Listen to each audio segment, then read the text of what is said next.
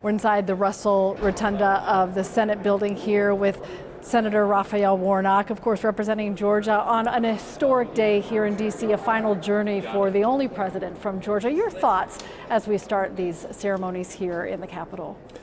Well, let me just say that Jimmy Carter, President Carter, is one of my heroes, and I'm so proud of this leading light coming out of Georgia. He's the first president that I really remember as a kid, and I never thought as a kid growing up in public housing that one day I'd get to know him personally. But I got to know him over the years. He would worship with us virtually on our online service every Sunday. His grandson is a member of my church, and I've been deeply honored to walk with his family even to this very moment. I think it's really telling that he made an impression on you as a child and that you still draw on that in your service to the country. Well, I'm Baptist and he's Baptist. And, here's somebody who really demonstrates for me what it means to make your faith come alive in public service. I often say that I am not a senator who used to be a pastor, but a pastor in the Senate. My work here, in a real sense, is an extension of my lifelong commitment to ministry. And I think that's why I feel a real resonance with Jimmy Carter, because he's an example of what that might look like. Somebody who, as a Sunday school teacher, read Matthew 25, I was hungry and you fed me. I was in prison, I was sick, you visited me, I was thirsty, you gave me something to drink. And Jimmy Carter literally took those lessons and applied them to public policy. First as a president, where he centered human rights in American diplomacy, which was no foregone conclusion. He pushed that and centered it as a piece of our agenda, something that must remain there in his view. Someone who fought for peace in the Middle East and made great historic progress there. But then long after leaving the White House, continuing to fight for the poor and most marginalized members of the human family. For me, that's what faith is all about. My faith is not a weapon, it's a bridge. And Jimmy Carter is one of my examples. And then last question for Alice Johnson.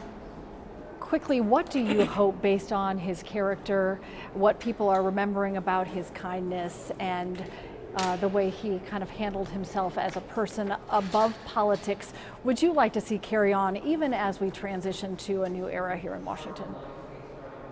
You know, our politics has become so coarse, and there's a kind of cynicism that attends much of American politics.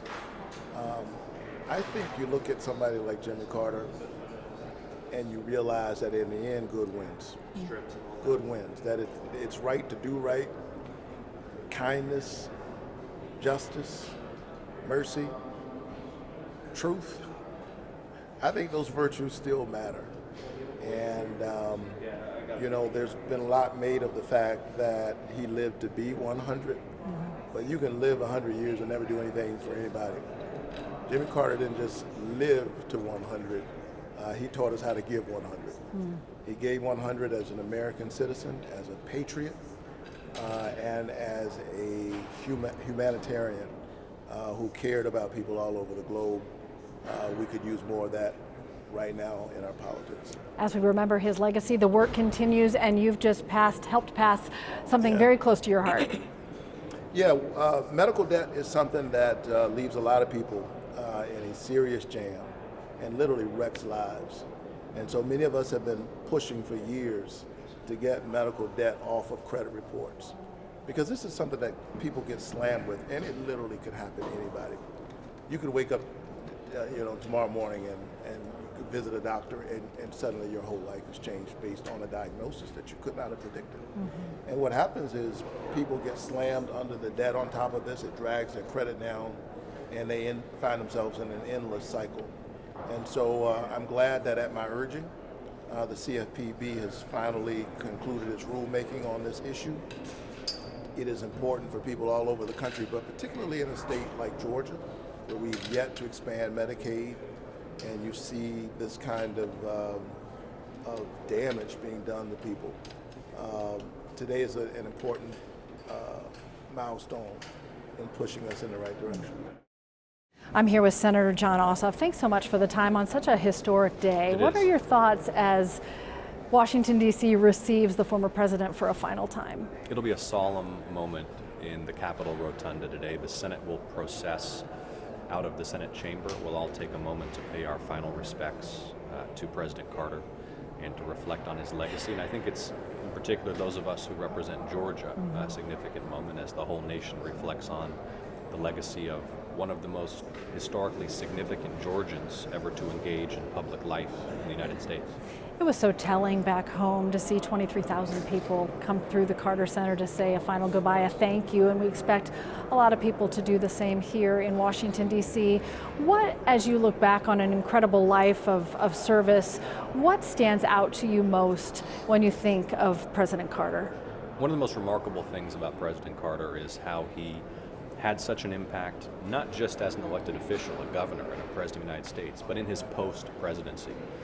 He and his organization and his First Lady's work advancing democracy and free and fair elections around the world. They're very impactful, sometimes unheralded, but very impactful work in public health and disease eradication, really demonstrating his continued commitment to having an impact and ability to have an impact even after he'd left elected office. Such a conscious decision, and I know the thought from the Carter Center, much of the family, was the best way that each of us could honor his legacy is to choose a way to put good into the world as well. Well, I think it'll also be an important moment as the country is seemingly so politically divided for folks of all ideological persuasions and political affiliations to take a moment and reflect on the life and contributions of a great American. Interesting. It's such an important point you make, because as people are talking about President Carter and his long life, most people are talking about kindness, character, authenticity, sincerity, not as much about politics, really the things that bring us together, not divide us. Yeah, in his time, of course, he was also embroiled in the daily cut and thrust of partisan politics, as we all now today. And yet, when we look back on his presidency and his life, we put that to the side. We focus on his contributions to the nation and to the world. And I hope it can be a unifying moment for us here in Congress today. As we transition here in Washington in this period of time, what do you hope of President Carter's legacy is carried on as the work continues in Washington? Well, I think that President Carter brought a moral grounding to his public service. And so much of politics has become debased from core American values, even from just the fundamentals of civility and mutual respect. I hope that part of his legacy can inspire us all to treat each other decently and kindly, even if we have sharp and profound disagreements.